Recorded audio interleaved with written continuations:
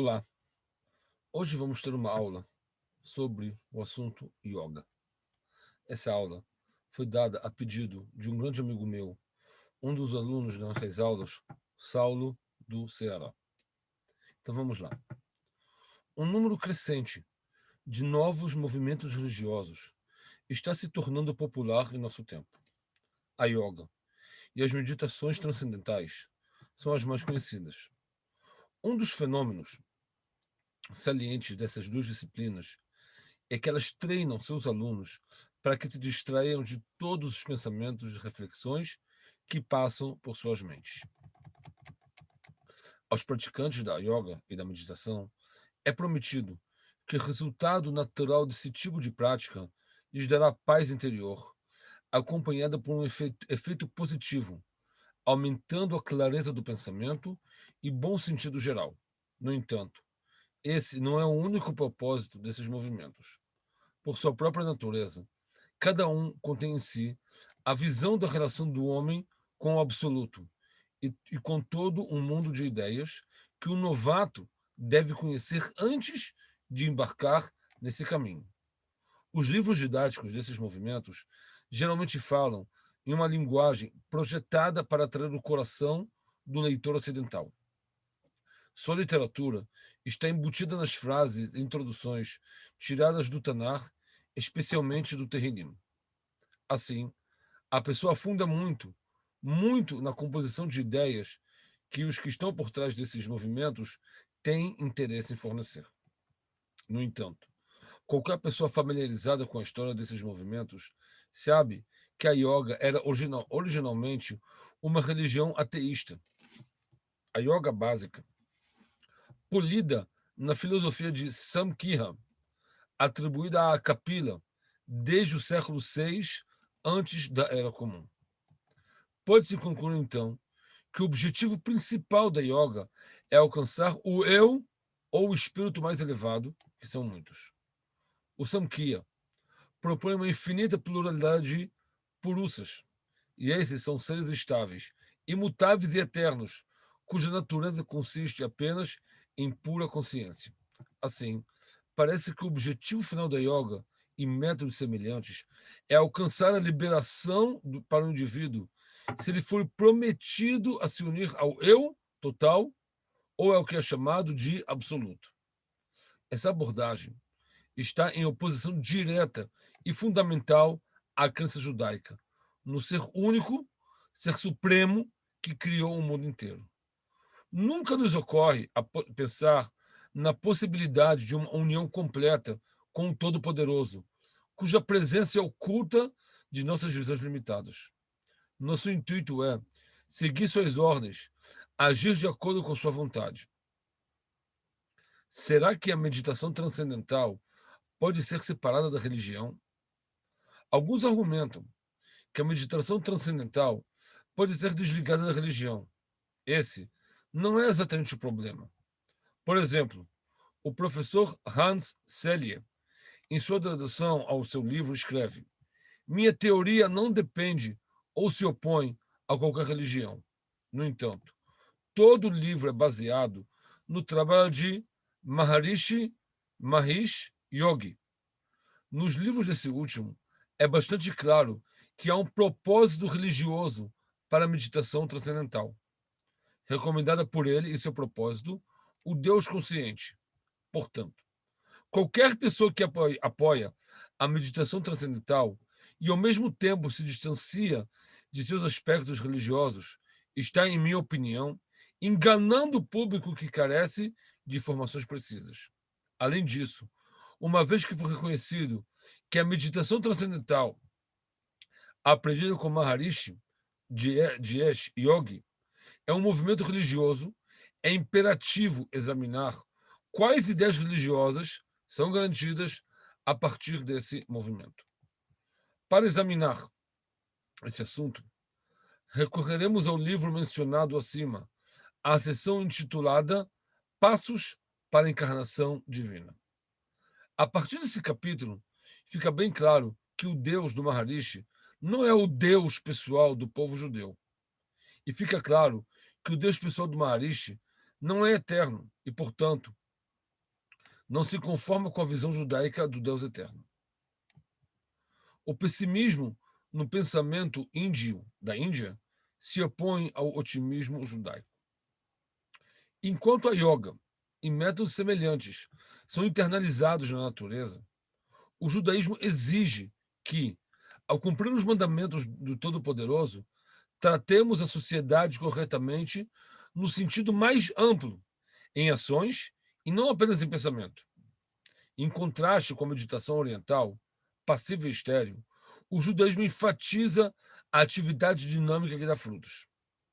Em uma fuga de egoísta, em vez de uma fuga egoísta, o judaísmo busca se infiltrar na sociedade e na criação. Embora a ideia básica do budismo e da yoga seja a salvação do indivíduo, o que pode ser traduzido como uma fuga egoísta dos grilhões desse mundo, em contraste, a visão fundamental do judaísmo é alcançar a parceria com o ato divino de criação, pela ação harmoniosa, com a vontade suprema que se renova todos os dias. A ênfase está na ação. Enquanto a visão subjacente ao mundo, percebida pela yoga, é essencialmente pessimista, no judaísmo, a visão básica desse mundo é otimista. De acordo com a yoga, a vida é uma conexão e a conexão é ruim. Portanto, o comportamento que beira a morte deve ser alcançado ao longo da vida humana. Depois disso, aparentemente, a morte já não é mais um episódio atordoante, mas se torna simplesmente uma continuação da vida antes obscurecida. Esse é o significado do conceito de alcançar a imortalidade. No judaísmo, por outro lado, a própria vida é uma expressão suprema de Deus, que inclui valores mais exaltos, e na obtenção desses valores eternos se constrói a imortalidade. O judaísmo também sabe da necessidade de transcender as restrições do ego, mas esse estado transcendental não é um fim em si mesmo. Não é nada além de um meio de autodireção significativa. Ouvir o som do silêncio, da vontade de Deus e da consciência, como será explicado a seguir. Como a yoga leva à arrogância insuportável. As religiões da meditação tendem a romper a linha que une a sociedade, mesmo quando se esforçam para ofuscar o ego. Assim, eles podem levar à arrogância exagerada, pois a yoga ensina que é a capacidade de uma pessoa a apresentar uma situação na qual haverá uma situação que é além do bem e do mal, e prós e contras. Na verdade, essa situação, que é além do bem e do mal, dos prós e contras, é Deus. Para iluminar esse último ponto, devemos prestar atenção ao verdadeiro significado da realização de Deus no uso do Maharishi Jesh Yogi, o principal apresentador no nosso tempo da meditação transcendental, bem como outros professores de yoga. A expressão realizar Deus não significa amar a Deus ou compreender a extensão de sua realidade. A frase se refere a uma suposição distante e mais desprezível do pensamento judaico. Por mais inacreditável que seja, para quem cresce nos joelhos do espírito da yoga e das diversas meditações, na verdade, significa que o meditador participa da natureza divina como se ele fosse um sócio na natureza divina. E ele mesmo se torna Deus. Bem, se estivermos dispostos a remover a casca grossa que cobre esse assunto, será revelado que as pessoas da yoga acreditam que a pessoa se torna em Deus. Isso é o que o Maharishi do Yoga escreveu em seu livro. Meditação profunda é uma forma de atingir o estado de consciência de uma entidade transcendental, não pessoal, mas absoluto. Ele é o Deus transcendental, o Todo-Poderoso. Com base nessas ideias, é bem compreendido porque os índios da Índia adoraram o guru como Deus, supondo que o guru tem experiência transcendental, mesmo em uma idade que os talentos da autocrítica ainda não se desenvolveram o suficiente. Afinal, eles vão adorar e se parecer com Deus. Isso é o que o Maharishi escreve. Quando eu tinha apenas 11 anos, muitos já se haviam curvado a mim. Presentes de prata, roupas de algodão e outros tesouros são colocados aos meus pés. E durante uma cerimônia religiosa, buquês de flores são pendurados em volta do meu pescoço. O grau de Pandit, ele também descreve seus sentimentos em um período que era considerado aos seus próprios olhos e aos olhos de seu povo como uma pessoa que alcançou o ponto de Pandit. E assim descreve: eu não sou Deus? Krishna, Krishna, no belo e precioso Bhagavad Gita, prometeu esse conhecimento divino a todos que praticassem yoga. Este é o néctar, o vinho dos deuses, que as gomas praticam na meditação. Não se tratava de me tornar Deus, mas simplesmente de ilustrar quem realmente sou e quem sempre fui. Andando pelas ruas, senti que era o rei do universo e meu povo estava ajoelhando diante de mim. Embora não tenha sido fácil aceitar a adoração com uma cara alegre, gradualmente aprendi a parecer submissa sem mão de minha divindade. Era importante lembrar que todos os seres humanos são iguais em sua essência, exceto, é claro, aqueles que não pertencem às 4 seitas da Índia. Falta de responsabilidade social na teoria da yoga. Além disso, como observado acima, essas religiões tendem a se desconectar da sociedade. O judaísmo ensina a unidade do Criador em Deus, por meio do ensino da unidade da criação, por meio de nossa responsabilidade mútua com os fundamentos da criação maravilhosa, conectando o homem até ao mundo animal. Por outro lado, as religiões da meditação dão pouco valor à responsabilidade social. Isso é o que o professor Das Gupta escreve. Então, o ideal turista, em sua melhor forma, pode ser um método simples, que pode ser relevado de forma negativa, por exemplo, não prejudicando nenhuma criatura, mas uma pessoa que mantém tal ideia da redenção individualista não pode, em sua estrutura de vida, ter o lazer e a oportunidade de fazer o bem aos outros, na forma ativa do conceito, porque ele quer sua redenção pessoal sem estar subordinado a ninguém. Essa é a mesma insensibilidade à responsabilidade, levada junto com uma visão e influência pela yoga do hinduísmo.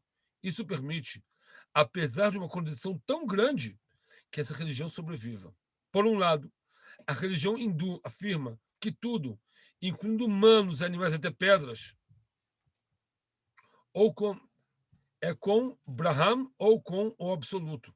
E, por outro lado, ensinou e preparou a doutrina das classes, que deixou fora de todo o sistema religioso do hinduísmo milhões de seres humanos impuros e proibidos de tocar, que são, de fato, considerados muito inferiores à raça humana. Foi assim que as coisas foram apresentadas abertamente pelo Maharishi no final da passagem citada acima.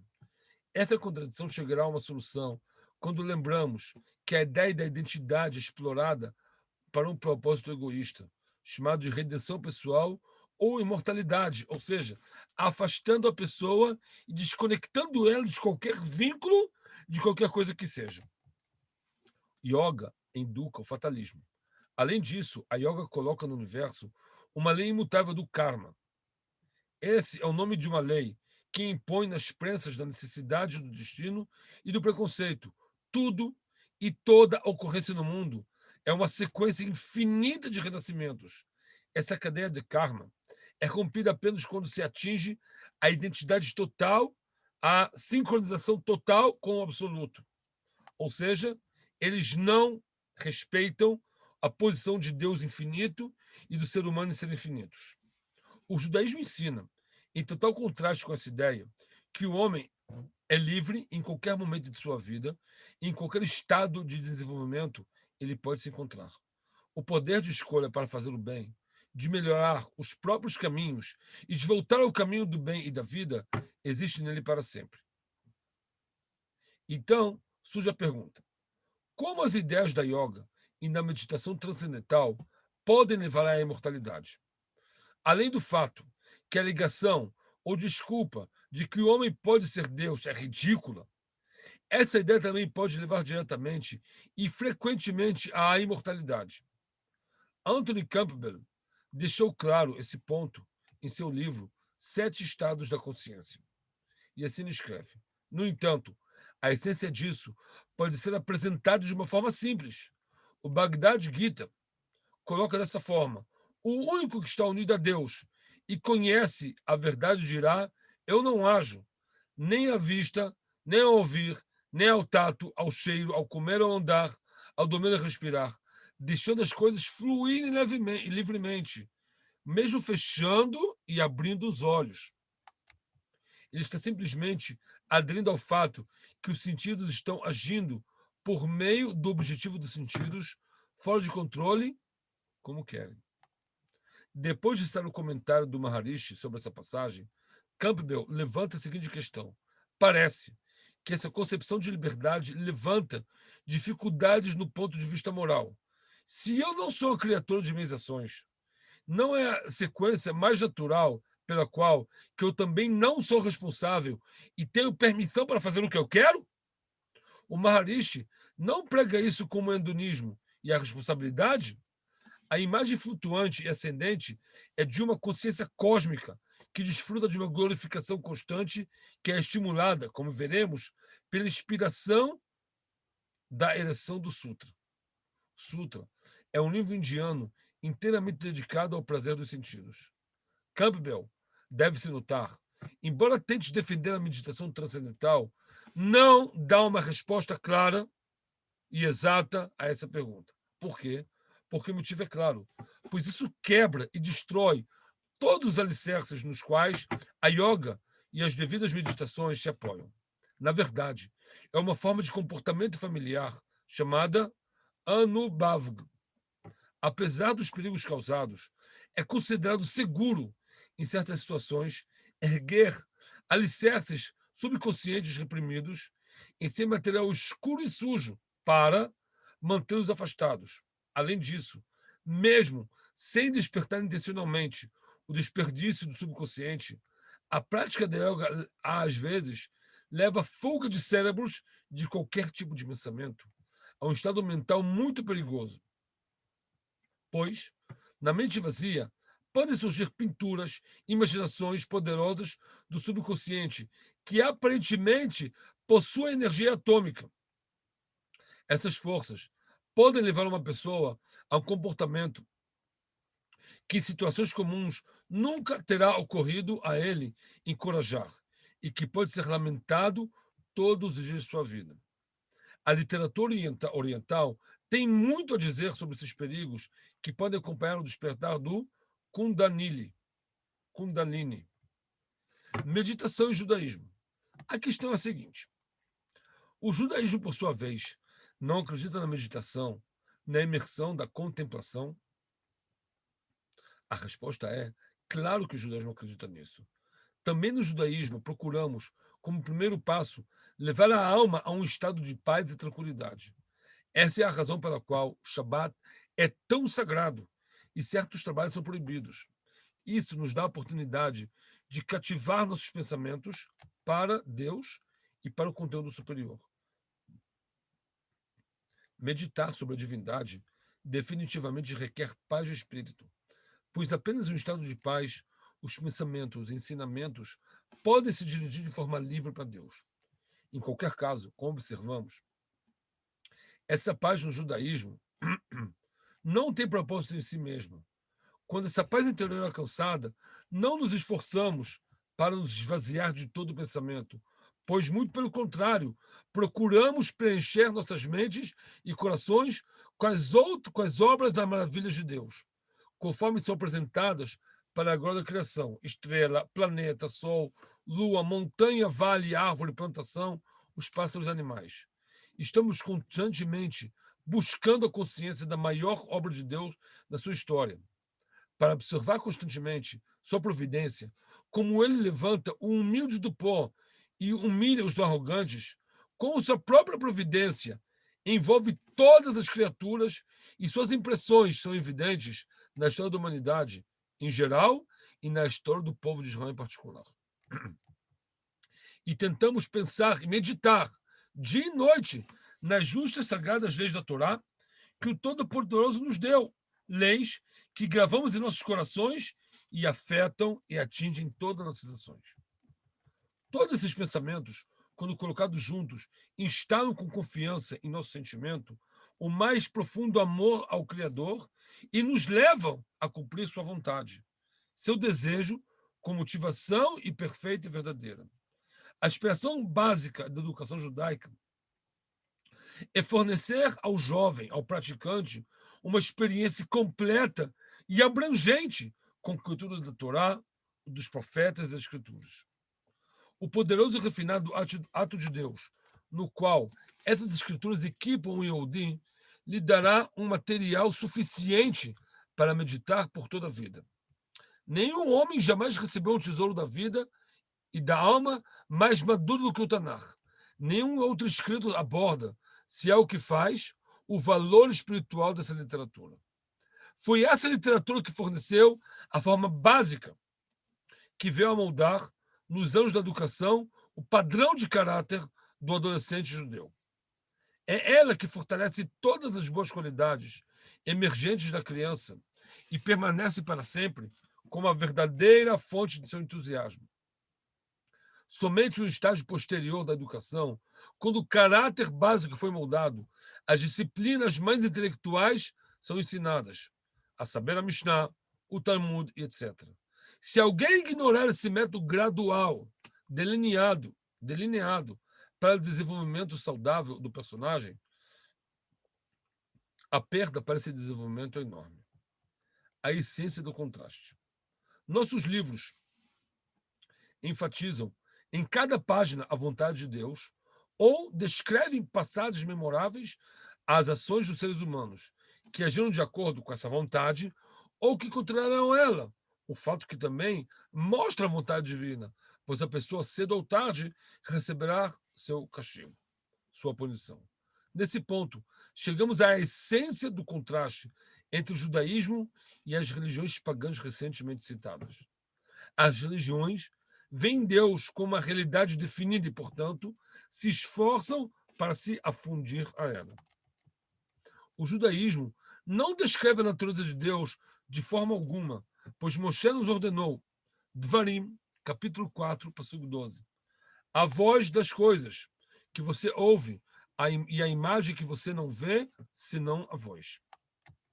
Isso significa que Deus nunca nos revelou sua essência, e sim sua vontade e o quanto ele se relaciona com o nosso comportamento.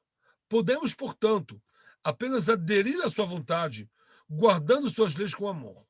Nunca nos esforçamos para chegar mais perto dele do que isso.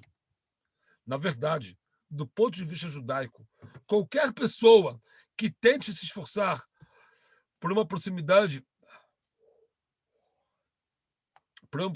excessiva, está entrando em lugar impenetrável. É por isso que é encontrado no locais de cultos idólatras imagem dos deuses. E contra a sinagoga, o povo de Israel tem apenas livro da Torá, Sidur, Humash, livros que somente expressam a vontade divina. Embora seja possível criar um contato perfeito entre duas pessoas, duas mentes diferentes, entendendo os desejos de uma da outra, o exemplo a seguir declarar nossa intenção. Durante uma longa e tediosa viagem de trem, um adolescente encontra um professor sentado em sua cabine. O professor é um estranho, não conhece uma palavra da língua do menino. Uma palavra não conhece. A comunicação entre eles parece impossível. Em seguida, o professor puxa um tabuleiro de xadrez e equipamento de jogo de sua bolsa. Os dois meninos brilharam, abriram. Agora mesmo sem palavras, fica claro para ele e para o professor que o menino sabe jogar e, de fato, o jogo começou. O menino jogando bem, entendeu as intenções por trás dos movimentos do professor. E aqui, embora o menino tenha entrado em contato com o professor, ele não se uniu a ele em seu treinamento e seu conhecimento espiritual. Por quê? Isso demonstra como o contato cerebral pode ser feito quando o cérebro maior reduz seus objetivos e expressão ao que o cérebro menor é capaz de absorver. Assim é com Deus. Podemos estar em contato com Ele por meio de uma gama limitada de objetivos que Ele nos revelou e do grau de sua vontade, que Ele colocou diante de nós. Além disso, não podemos dar um passo, nem mesmo um passo, sem a vontade divina. Para concluir, as formas orientais de pensamento são todas uma opinião sobre o defeito da vida no cosmos e a rejeição do mundo como ele. E pela forma como a desvalorização do valor da vida, como ela é revelada aos olhos dos sábios. Na verdade, eles comparam o conceito da vida ao conceito de sofrimento e angústia. Verificou-se que os hindus desejam, em certo sentido, é a abolição da criação, destruição, apocalipse, e da necessidade, portanto, de inventar meios adequados que lhes permitam escapar do mundo. O judaísmo, por outro lado, vê o mundo e, de fato, o cosmos como expressando a bondade e perfeição, e com essa visão acompanhada pela única condição de que a vida deve ser em harmonia com as leis de Deus, as leis do bem, justiça e misericórdia. E assim consta na Torá Bereshit, capítulo 1, passuco 31. E Deus viu tudo o que havia feito e eis que era muito bom. Algumas religiões orientais falam da unicidade, ou pelo menos de não haver importância a outros seres segundos. Porém, rapidamente descobrem uma séria fissura através de sua concepção do universo, pois, de acordo com a visão do mundo, a fonte interna é o prazer da realidade. A luz é a única coisa que importa, enquanto trata o resto do mundo e tudo nele disruptivo e indesejável. Esse olhar eliminou sentimentos de responsabilidade com a família, a sociedade, o meio ambiente e a natureza. Um processo que leva à evaporação da ideia de unidade em todos os detalhes. Na verdade, segundo a yoga, o pensamento de tudo é o corpo e suas ações são desnecessárias. O que a yoga chama de integração, em seu verdadeiro sentido, é uma fuga para o absoluto. Em contraste, direto com essa abordagem, o judaísmo é o ato de alto grau, pois o ato é uma expressão do pensamento da pessoa. No judaísmo, o pensamento é importante, porém, não há validade no pensamento sem que o ponha à prática. Como, por exemplo, um marido que declara que ama sua esposa em seu coração e nunca disse para ela, eu te amo. Ele sente no coração, mas coloca na prática. O que é importante? O importante é a prática. Em qualquer caso, o ato deve ser perfeito, tanto em suas formas externas quanto nas suas intenções internas. É a integração de pensamento e consciência, corpo e natureza em perfeita harmonia com a vontade de Deus. Se as práticas da yoga falam sobre trazer a luz do infinito, personalidade suprema, para esse mundo inferior, a luz, que é uma forma da consciência pura ou sentido estéreo, o judaísmo tem um propósito infinito muito mais superior. Para trazer para o nosso mundo é a luz divina do único Criador, para que a humanidade possa florescer como um organismo construtivo e criativo, iluminando com amor, justiça para os fracos, unidade e harmonia. E assim está escrito na Torá Shemot, capítulo 25, passuco 8, Parashat Shavua, Parashat Trumah. Vasul mikdash veshachatem betocham. Eles me fizeram um santuário, eu habitarei neles. É necessário enfatizar que somente um Deus pessoal, transcendental, justo e misericordioso, que criou seu mundo por um amor ao bem, permite ao homem trilhar no caminho infinito de autoaperfeiçoamento, refinamento espiritual e moral para o desenvolvimento em níveis superiores. E somente tal Deus é capaz de assegurar a unidade. Muito obrigado.